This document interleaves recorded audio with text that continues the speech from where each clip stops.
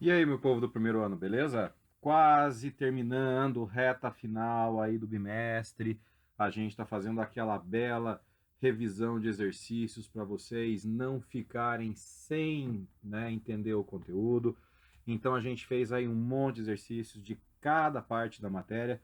Falta a gente falar um pouco de força de tração, força elástica e força de atrito para fechar isso daí. Então, para fechar a nossa revisão e praticamente fechar o segundo bimestre, pega lá o teu material, caderno de atividades, tá? Não é a apostila normal, é o caderno de atividades, que a gente está resolvendo ele quase que inteiro. Página 9, vamos falar um pouquinho desses caras aí, beleza? Bora! Bom, já começar com os dois pés no peito. A gente já vai começar aqui sem brincar. Primeira questão já é da FUVEST para a gente moer esse negócio. Fala que tem um fio de massa desprezível que está preso verticalmente por uma de suas extremidades a um suporte. A tração máxima que o fio suporta sem se romper é de 5,80 newtons. Penduram-se sucessivamente objetos de 50 gramas cada, separados um do outro por uma distância de 10 centímetros até o fio se romper. Então você vai colocando um corpinho, dois, três, quatro, até ele se romper. E o cara pergunta para você na letra A quantos objetos foram pendurados e na letra B aonde o fio se rompeu. Então, bom, primeira pergunta, quantos objetos foram pendurados? Eu sei que peso é massa vezes gravidade. Massa quilogramas, gravidade metro por segundo ao quadrado, uma legendinha só para ficar bem claro. Foi dado para mim que o peso que o negócio aguenta ali, ó, é de 5,80 newtons. Então, eu posso calcular a massa. Faz o 5,80 dividido pela gravidade, né? Por quê? Porque a massa é o peso sobre a gravidade. Então, eu só ajeitei a equação, não fiz nada de novo. E a massa ali vai ser de 0,58 quilogramas, tá? Convertendo para gramas, que é a unidade que ele deu lá dos carinhas, se 1 quilograma vale 1.000 gramas, 0,58 quilogramas vezes 1.000, para transformar para gramas, dá 580. Então, a massa que o fio suporta é de 580 gramas, beleza? É isso que eu posso pôr ali. Bom, como a massa dos objetos é de 50 gramas cada um e o fio aguenta 580 gramas, o que, que vai acontecer? Ele vai arrebentar quando eu colocar, basicamente, pega o 580 gramas, né, que é o peso lá que ele aguenta, a massa, perdão, que ele aguenta, e divide pela massa de cada objeto. Ou faz regrinha de 3. Ele aguenta 580, cada objeto tem 50. Se eu fizer isso, eu acho 11,6. Então, veja, se eu colocar 11 corpinhos pendurados, ele ainda não rompe. Ele vai romper quando eu colocar quando? Quando eu colocar 12. Porque 11,6 é o que ele aguenta. Então 11 ele ainda está resistindo. 12 ele arrebentou. É isso que você vai fazer. Então você tem a massa dos objetos, pega o quanto que esse cara aguenta, né, de peso ali dele, transforma para gramas e divide 580 sobre os 50. E você vai achar o 11,6. Ele vai se romper quando você pendurar o 12º. E é aí que você resolve a questão. Letra B. Aonde o fio se rompe? Bom, o fio vai se romper no lugar em que a tensão seja máxima, a força seja máxima. Aonde que a força é máxima? No começo, entre o suporte e o primeiro carinha. Por quê? Porque o fio está sustentando todos, inclusive o primeiro. Dali para baixo, você vai tendo menos caras pendurados.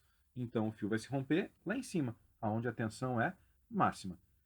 Eu sei que parece loucura, eu sei que parece doideira, mas não é tão difícil. E é uma questão da FUVEST, não é questão de brincadeira, não. Bora. O exercício 10 da página 6, ele é sinistro porque vai ter que lembrar um detalhezinho, por isso que eu fiz questão de fazer ele. Sobre uma mesa plana horizontal e sem atrito, encontra-se um objeto de massa 3 kg, que é o A. A massa dele é 3. Ele está preso a um fio ideal que passa por uma roldana e o prende a outro corpo de massa 2. Então o B tem massa 2. Determine o módulo da força normal aplicada na roldana pelo seu eixo. Então aí que vem o sinistro. Se ele quisesse as forças entre os dois, a gente já está acostumado. Mas ele quer entre a roldana e o eixo. Ele deu a gravidade, que é 10 metros por segundo ao quadrado, e falou que raiz de 2 é 1,4. Bom, primeiro eu vou ter que entender, né? Porque por enquanto não deu para entender. Então, vamos lá. Tá aí o esquema para você entender. Vamos começar pelo corpo A com as forças em vermelho. Ele está na superfície, então eu tenho o peso dele para baixo, normal dele para cima. E a corda puxando ele para a direita, tração. Não olha as forças em azul ainda, vamos para o corpo B. O corpo B está pendurado, então ele tem o peso dele para baixo e a tração para cima. Lembrando que a tração que age em A e a tração que age em B são as mesmas. Agora, olha na roldana. O que está acontecendo? As trações, elas puxam a roldana na horizontal para a esquerda, tá lá a linha azul à esquerda, tá? É reação, então é a tração para a esquerda. E a outra tração puxa para baixo. Então eu tenho duas trações puxando a roldana, uma para a esquerda e outra para baixo. E isso faz com que a roldana pressione a mesa. E a força normal que ele quer é a força da mesa na roldana. Então eu vou ter que trabalhar com aquelas forcinhas em azul, que são as forças na roldana, para resolver. Repare bem como é que estão aquelas forças, tá? Lembrando que as duas trações que estão agindo na roldana são iguais às trações vermelhas sobre os corpos, tá? Só agindo de maneiras diferentes, porque estão formando pares ação e reação, tá? Deu uma bolhada e entendeu as forças? Então vamos para frente. Olha o que acontece ali, ó. Eu quero, na verdade, achar a tração resultante, porque a tração resultante vai ser igual à força normal. Como eu tenho as duas trações, uso a regra do paralelogramo para achar a tração resultante, que é aquela verdinha, e essa tração resultante é igual à normal. Tá? Mesmo valor, só que opostas. Então, aquela velha coisa que eles fazem para sacanear. Você calcula uma força através de outra. Bom, se eu pegar o corpo A, que está sendo puxado para a direita, o que eu tenho? A única força que me interessa sobre o A, se você quiser, volta um pouquinho o vídeo, veja lá as forças, a que vai movimentar ele é só a tração. Então, pela segunda lei de Newton, fica a tração é igual a massa de A vezes a aceleração. O B que está puxando a galera, o peso dele é para baixo e a corda segurando. Então, a força resultante é o peso de B menos a tração, que é igual a massa de B vezes a aceleração. Somo as duas equações, tem uma tração positiva e uma tração negativa. Corta as trações, tá? Sobra o que para mim? Peso de B, que é igual a massa de A mais massa de B, vezes a aceleração. O peso do B é a massa vezes a gravidade, massa de B é 2, gravidade é 10. 20 é o peso dele. Massa de A é 3, massa de B é 2, que vai dar 5, que é igual a aceleração. Isola a aceleração, passa ao 5 dividindo. 20 por 5 dá 4. Aí você fala, tá, mas que vantagem Maria leva? Para que eu calculei a aceleração se eu queria calcular a força normal? Então, bora para frente que não acabou. Para calcular agora, né, a tração, eu vou ter que usar de novo A, mas eu sei que tração é massa de A vezes aceleração, massa do A é 3, aceleração eu calculei agora há pouco, deu 4. Então a tração é 12. Se você voltar no slide anterior um pouquinho, você vai ver que o que eu quero é a tração resultante, que é a normal, ela vai ser a hipotenusa de um triângulo retângulo, basicamente. Então eu posso calcular a tração resultante, que é a força normal, por teorema de Pitágoras, porque ela é a hipotenusa das duas trações. Então, normal ao quadrado é igual a tração ao quadrado mais tração ao quadrado. Só que as duas trações, elas são iguais. Então eu posso dizer que normal ao quadrado é igual a 2t ao quadrado. Passa o 2 na forma de raiz. Normal é raiz de 2t ao quadrado. Quem está ao quadrado corta com a raiz e sai, então a tração sai, fica tração raiz de 2. Tração a gente achou anteriormente, vale 12. Raiz de 2 ele deu 1,4. Normal, 16,8. É o que eu falei. Eu quis fazer esse porque esse é casca grossa, tá? Então, essa é a resposta. Exercício 12 da página 24. A força de tração máxima que um cabo de elevador suporta é 10.000 newtons. Considere um elevador de 400 kg com velocidade constante. Cara, esse termo aqui sempre muito bom ter. Se a velocidade constante quer dizer que as forças se anulam para cima e para baixo. Então isso aí é muito importante. Mas vamos continuando. Transportando pessoas de 80 kg. Qual o número máximo de indivíduos que o elevador pode transportar de maneira segura, a fim de que não supere a carga que o cabo permite? Qual que é a carga que o cabo permite? 10.000 newtons, beleza? Então eu não posso pôr mais pessoas que gerem uma força para baixo superior a isso, senão arrebenta o cabo e cai o elevador daquela desgraceira. Então, como que a gente resolve? Tá ali. Eu vou fazer o quê? Tração do elevador para cima, força da corda para cima e o peso para baixo. Então, se a velocidade é constante, a gente parte da segunda lei de Newton, força resultante, massa vezes aceleração. A aceleração é zero. Então, força resultante é o quê? Tração menos peso, que é igual a massa vezes zero. Massa vezes zero, a massa dá zero. Peso é menos, passa para lá, fica mais. Tração é igual ao peso. Fica esperto nesse termo agora. Peso total. O que é o peso total? É o número de pessoas vezes a massa de cada pessoa, que é 80, tá? Então é o número de pessoas vezes 80, que é a massa de cada um, média, mais a massa do elevador, que é 400. Então tá ali, ó. Tração que o fio suporta, 10.000. Número de pessoas vezes a massa de cada um, mais a massa total do elevador. Isso tudo vezes a gravidade, que é 10. Fazendo essa continha toda, isolando o N, passando uma galera para lá dividindo, você vai ter 7,5 pessoas. Como você não tem como pôr pessoas pela metade, você não pode pôr 8, que daí passou o limite. Então, o máximo de pessoas que você pode pôr são 7 pessoas, tá? Sempre para baixo. Se você pôr a mais 8 e 7 pessoas e meia, não dá, né? Seria bem estranho. Beleza? Parece que é difícil, mas dá para fazer de boa. Constante elástica, força elástica. Olha, quer dizer que estamos quase acabando. O resto a gente já falou tudo.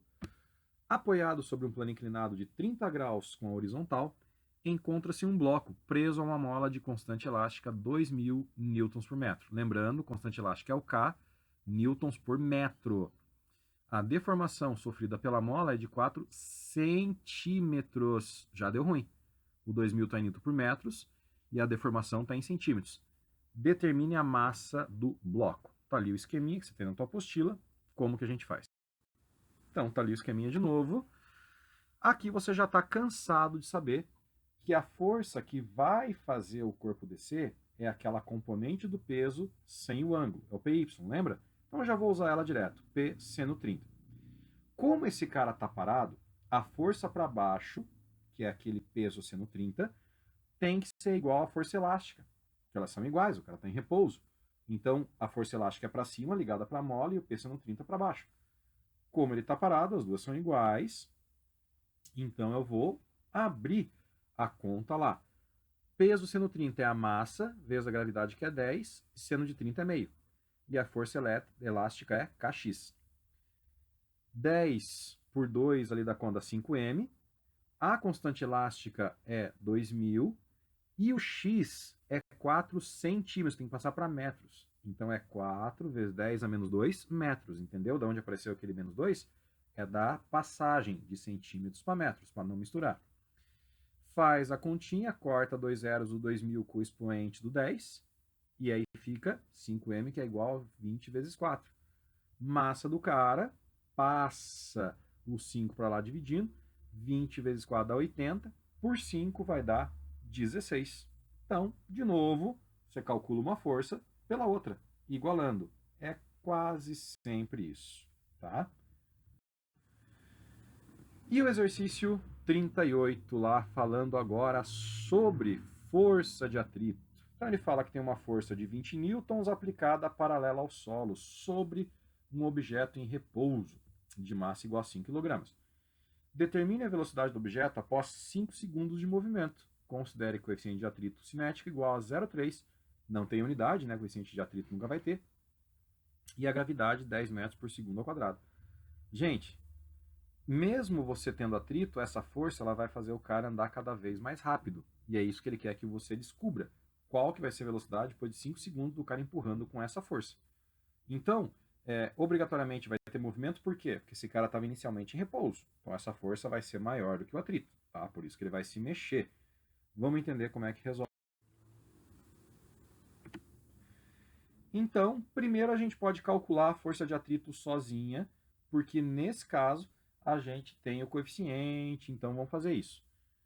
Como força é massa vezes aceleração, nesse caso a força aqui que eu vou usar vai ser a força de atrito, eu vou fazer força de atrito coeficiente de atrito, que é o μ, aquele uzinho com a perna esticada, vezes normal. Por que eu não uso peso? Porque quando está em plano inclinado, você usa normal e não peso, então para não decorar errado.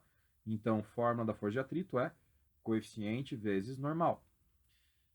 O coeficiente ele deu que é 0,3 e a normal é igual a peso, massa vezes gravidade, que vai dar 5 vezes 10, 50. 0,3 vezes 50 dá para mim uma força de atrito de 15 newtons, beleza? Então eu já tenho atrito, já achei uma das forcinhas. Agora eu vou achar a aceleração. Bom, vamos pensar. Se a força que eu faço é 20 e o atrito é 15, a resultante vai ser o quê? 20 menos 15, que é igual a massa, que é 5 vezes a aceleração. Sacou da onde veio isso daí, 20 menos 15? Esse 20 menos 15 veio da força resultante, que é a força F menos o atrito que eu calculei anteriormente. 20 menos 15 deu 5. 5 vezes A, né? Passa o A dividindo a aceleração, então, 1 metro por segundo ao quadrado. Por fim, para calcular a velocidade do cara, o que eu vou fazer? Aceleração é variação de velocidade por tempo.